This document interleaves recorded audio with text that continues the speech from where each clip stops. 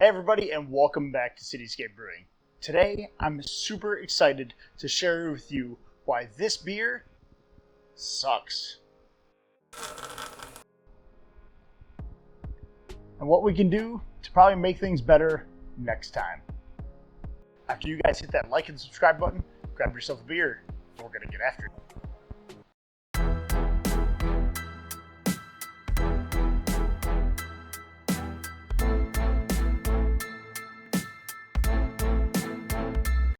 But first, we've got to start out with where we started, which was right here.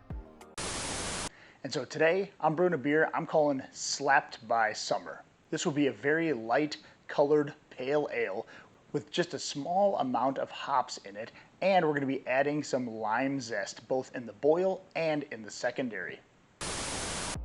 So it doesn't matter how many beers that you've brewed in your lifetime, when it comes to brewing beer, we're always going to make bad batches, or at least ones that we like less than others. So let me tell you a little bit about why I went wrong with this beer. So for this beer, I was really going for this lime flavored, summery, citrusy beer, right? And I've done different citrus flavored beers before. However, limes, lemons, tangerines, they're all different fruits and you can't treat them all the exact same. So for this one, I used limes, and I used the same ratio I would have for my tangerine IPA, which was 1 ounce at the end of the boil and then 1 ounce in the dry hopping phase. And by doing that, I over-limed it. So way too much lime, not just by a little bit, like by a mile. So I would have done half or maybe even less limes next time in order to get just that little bit of kick. But if it wasn't even for that, I added Motica hops, which are also lime flavored. And I was going for a kind of lime bomb on this one. And guess what?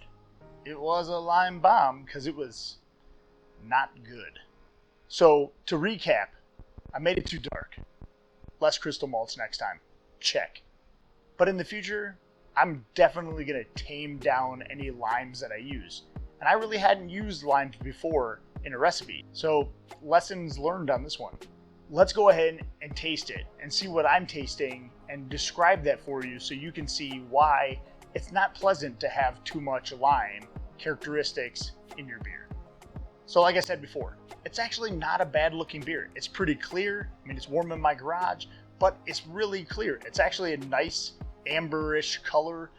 It's actually not bad for like a pale ale IPA. This would be right on par with a Bell's Two Hearted Ale or something like that. And so, color-wise, I could have got past that. Smell-wise,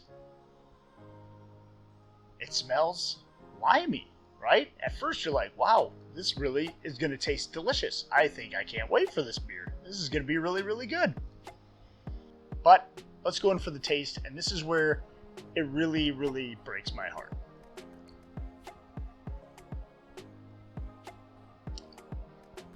It is a clean, dry, crisp beer, which I was going for these summer months when you want something crisp.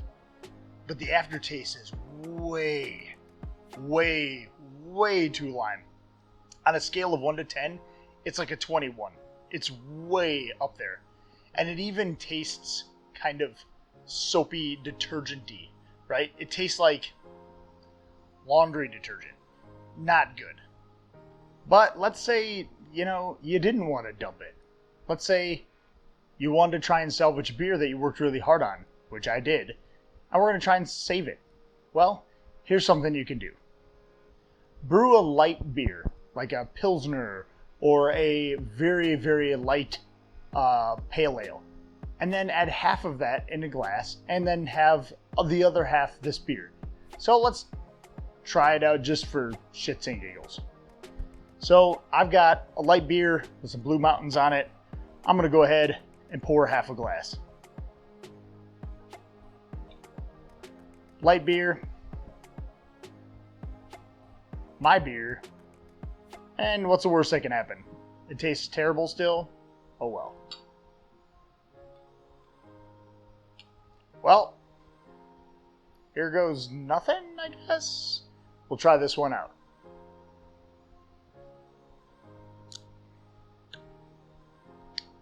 And that's not so bad. But maybe a third of my beer and 2/3 of the other beer, because it's still very lime even at half a beer.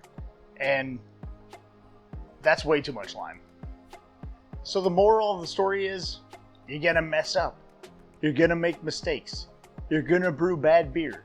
And guess what? We learned something from this. We learned how much limes we can use. We learned that Motica hops and lime zest together might be too much of a combo, but ultimately we learned.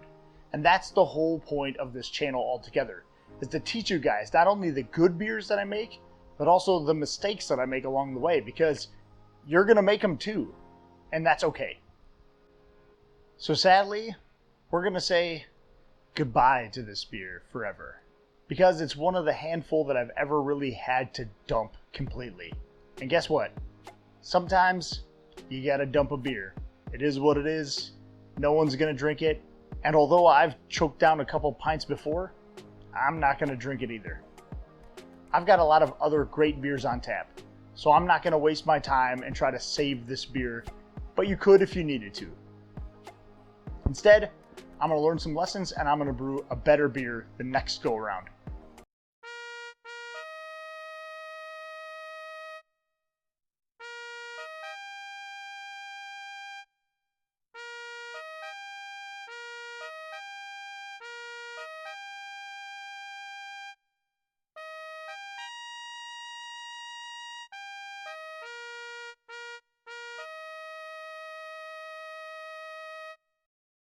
And also, huge shout out to a new brewery that opened up near me called Working Theory Brewing.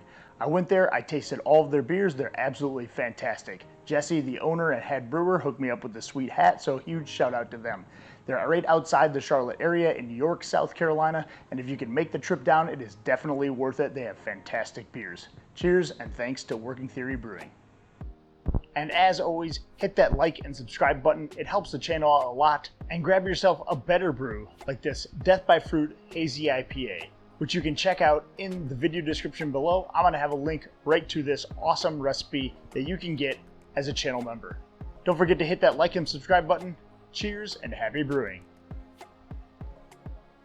Hey, thanks for watching my video. I really do appreciate it.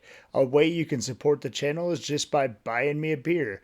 There's a button right there on the screen, and there's a link in the video description below. You can also check out the merchandise in our store, and you can hit the video on the screen right now. You know you want to.